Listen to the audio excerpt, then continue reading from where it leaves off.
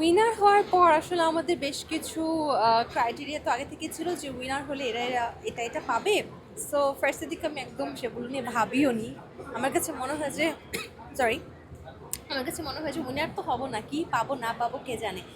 But winner হয়েছি যখন, তারপরে এখন আমি একজন global representative of my passion, and that's why আমি অগাস্টে ভিয়েতনামের ভিয়েতনাম না, ফিলিপিন্স, অগাস্টে ফিলিপিন্সের সব থেকে বড় ফ্যাশন শো, সেই ফ্যাশন শোতে আমি শো স্টপার হিসেবে যাচ্ছি।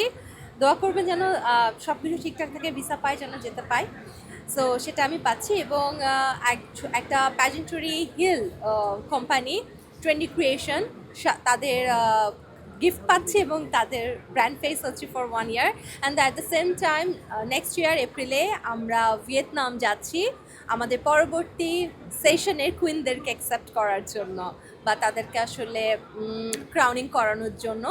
সো আপাতত এই ফ্যাসিলিটিসগুলো পাচ্ছি। এগুলোর ব্যতীত যে ফ্যাসিলিটিসগুলো পাচ্ছি সেটা হচ্ছে আমরা বর্তমানে গ্লোবালি কাজ করার সুযোগ পাচ্ছি। প্রচণ্ড ফ্যাশন শোজ গ্লোবালি ইতিমধ্যে আমার কাছে এসেছে, বাট আমি আমার দেশে আসলে অ্যাঙ্করিং করতেই স্বাচ্ছন্দ্য বোধ করি, বিকজ চাইলেও তো প্রতিদিন দেশের বাইরে গিয়ে বিভিন্ন শো করা ফিজিবল হয়ে ওঠে না। We all have a family না, আমি একজন ম্যারিড পার্সন, আমার একটা ফ্যামিলি আছে, ফ্যামিলি প্ল্যানিং আছে।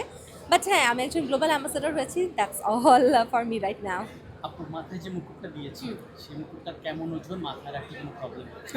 হ্যাঁ, ইটস সো বিগ। আমি যে মুকুটটা পরেছি এটা আসলে অনেক বড়। আমি বাংলাদেশ থেকে যেই মুকুটটা নিয়ে গিয়েছিলাম সেটাও অনেক বড় ছিল, এবং সেটা নিয়ে আমার খুব কষ্ট হচ্ছিল। বাট এই মুকুটটা সেটা থেকে 4 গুণ বড়, এবং এই মুকুটটা পুরোটাই হচ্ছে ব্লু সাফায়ার দিয়ে করা, এবং এর সাথে সাথে I think moissanite or American diamond দিয়ে তৈরি করা। বা যেহেতু এটা ব্লু সাফায়ার দিয়ে করা, সো এটা অনেক হেভি অ্যান্ড কস্টলি, এবং আমাকে এটা খুব যত্ন সহকারে রাখতে হবে। এটা পেইন আছে, বাট এটা অ্যাচিভ করার পেইন আরও বেশি। সো দুটো আসলে ভাইস ভার্সা, এখন আমার কোনো কিছু মনে হচ্ছে না। Thank you. Thank you.